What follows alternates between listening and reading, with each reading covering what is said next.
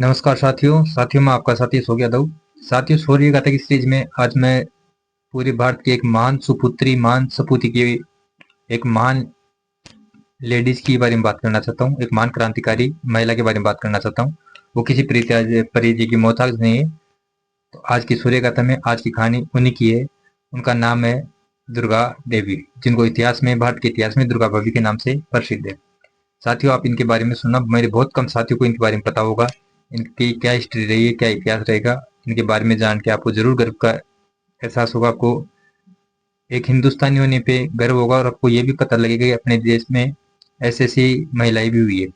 तो साथियों, आज की कहानी दुर्गा भाभी की। दुर्गा भाभी, इनका नाम दुर्गा देवी था, लेकिन ये इतिहास के अंदर दुर्गा भाभी के नाम से प्रसिद्ध हुई क्योंकि ये सभी क्रांतिकारी थे। भगत सिंह साहब, राजगुरु साहब, सुखदेव साहब, चंद्रशेखर आजाद साहब, बटुकेश्वर दत्त साहब, ये जितने भी क्रांतिकारी थे, सब महान लोग इनको भाभी के नाम से पुकारते थे, दुर्गा भाभी के नाम से पुकारते थे। इसलिए आज की कहानी उन्हीं की।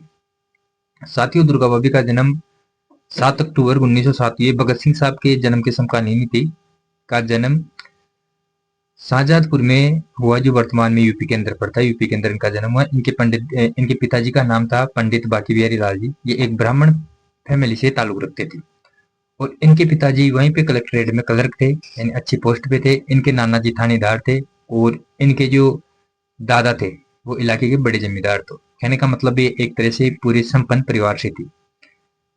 जब ये इनका बचपना बहुत ही अच्छे संस्कारों में, अच्छे माहौल में बीता। वैसे घर में पैसे टके की कोई कमी नहीं थी। इनकी पढ़ाई लिखाई हुई और अच्छे संस्कारों में इनका बचपन गुजरा। साथियों, उसी समय पहले भारत में बाल विवाह प्रथा प्रचलित थी, तो उसी के हिसाब से इनका विवाह भी मात्र 10 वर्ष की आयु में भगवती चरण बोरा जी, जो बहुत ही उच्च क्रांतिकारियों की श्रेणी में गिना जाता है, उनको, उनके साथ इनका विवाह हुआ। इनकी 10 वर्ष की आयु थी उस टाइम इनका विवाह भगवती चरण बोरा जी से हुआ, जो लाहौर के रहने वाले थे। इनके ससुर का नाम था जी शिवचरण जी। शिवचरण जी रेलवे में बड़े पद पे कार्यरत थे और अंग्रेज उनको राय बहादुर की उपाधि से सम्मानित कर रखा था। इनके ससुर जी भी बहुत पैसे वाले थे। इनके जो पीछे का घर था वो भी बहुत पैसे वाला था। इनको जो ससुराल मिला वो बहुत पैसे वाला था। दोनों ही घरों में पैसे की कोई कमी नहीं थी।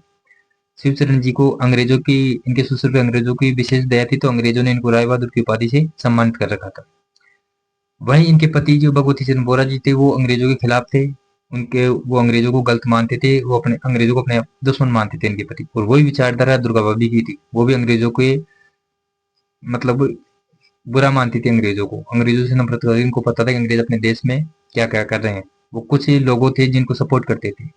उसी टाइम दोस्तों, जैसे इनका विवाह हुआ तो उस टाइम इनके ससुर जी ने इनको 20,000 रुपए दिए थे और इनके घर वालों भी इनको 5,000 रुपए दिए थे। ऐसे करके इनके पास 25-30,000 रुपए थे। तो घर वालों ने वो पैसे इसलिए दिए थे, कभी मुश्किल घड़ी में ये पैसे काम आएंगे।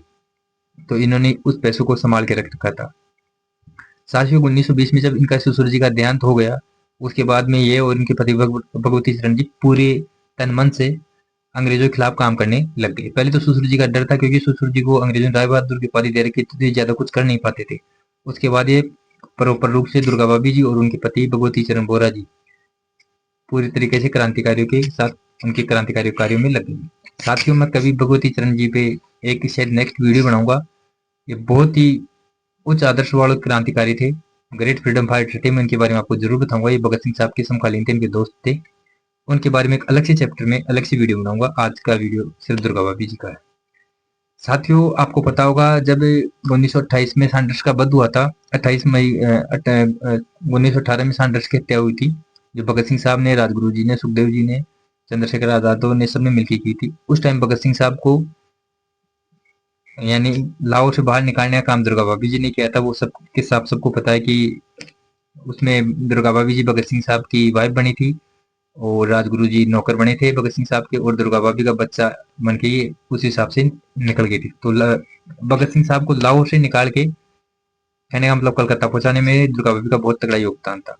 साथियों, सांडर्स जो लाला लाजपत राय की मृत्यु का बदला लिया गया था सांडर्स में, उसमें भी जो पूरी रणनीति थी वो दुर्गा भाभी जी की बनाई हुई थी। दुर्गा भाभी जी ने उनको वहां से निकाला था। साथियों, ऐसा कुछ सब कुछ चल ही रहा था, तभी एक दुखद घटना हो गई। 28 मई 1930 की बात है, जब भगवती चरण बोरा जी, दुर्गा भाभी के पति चंद्रशेखर आजाद साहब ये रावी नदी के बगल में जंगल के अंदर भगत सिंह को छुड़ाने की प्लानिंग बना रहे थे और वहीं पे बम बनाया था, उसका परीक्षण करने गए थे। तो अचानक बम भगवती चरण जी के हाथ में फट गया और Bhagwati Charan ji on the spot ही एक्सपायर कर गए, शहीद हो गए, देश के लिए शहादत को प्राप्त हो गए। तो ये बहुत ही बुरा आघात लगा था दुर्गा भाभी को, लेकिन वो उन्होंने उसके बाद में क्रांतिकारी को साथ नहीं छोड़ा और पूरे तन मन धन से अपने 5 वर्षीय पुत्र सची को लेके क्रांतिकारी में लग गई। आपको पता साथियों, जब बटुकेश्वर दत्ता और भगत सिंह साहब असेंबली में बम फेंकना गया था तो दुर्गा भाभी ने अपने अंगूठे से खून निकाल के उनका तिलक किया था। यानी भगत सिंह साहब जी दुर्गा भाभी जी को अपनी बड़ी बहन की तरफ मानते थे, वो अपनी सारी बातें दुर्गा भाभी जी से शेयर करते थे और दुर्गा भाभी जी भगत सिंह जी को अपना छोटा भाई के समान ही स्नेह करती थी। वो चंद्रशेखर आजाद जी को अपना बड़ा भाई मानती थी, आजाद जी उनसे उम्र में थोड़े बड़े थे। भगत सिंह साहब जी को छोटा भाई मानती थी, भगत सिंह साहब जो भी काम करते वो दुर्गा भाभी जी को पहुंच के ही करती थी।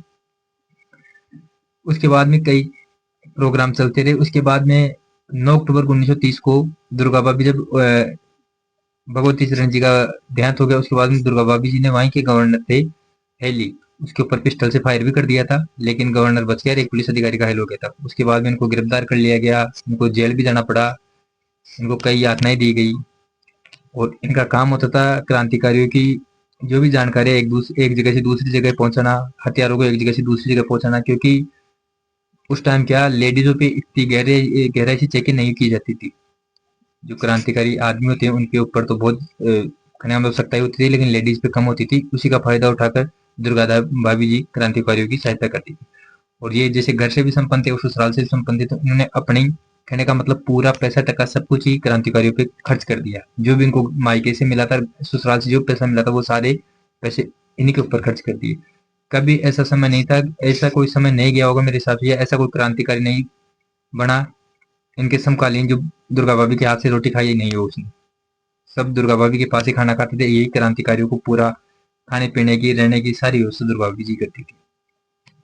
इन्होंने 9 अक्टूबर 1930 को गवर्नर हेली पे भी गोली चलाई, लेकिन वो बच गया, एक दूसरा पुलिस अधिकारी घायल हो गया। उसके बाद भी एक क्रांतिकारी में लगी रही, लेकिन जब 23 मार्च 1931 को भगत सिंह साहब को शहादत प्राप्त हो गई, चंद्रशेखर आजाद साहब अल्फ्रेड पार्क में शहीद हो गए। हाँ साथियों, वहां का भी एक किस्सा सुनाता हूँ आपको। जब चंद्रशेखर आजाद साहब अल्फ्रेड पार्क में जिस पिस्टल से उन्होंने गोली मारी थी अपने आप को, वो पिस्टल भी चंद्रशेखर आजाद साहब को दुर्गा भाभी ने ही लाके दी थी। ये भी फैक्ट है।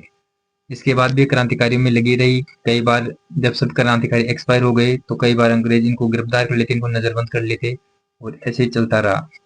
इसके बाद साथियों, इन्होंने 1940 में लखनऊ के अंदर एक इंटर माटेश्वरी नाम से एक 5 बच्चों को लेकर स्कूल खोली थी।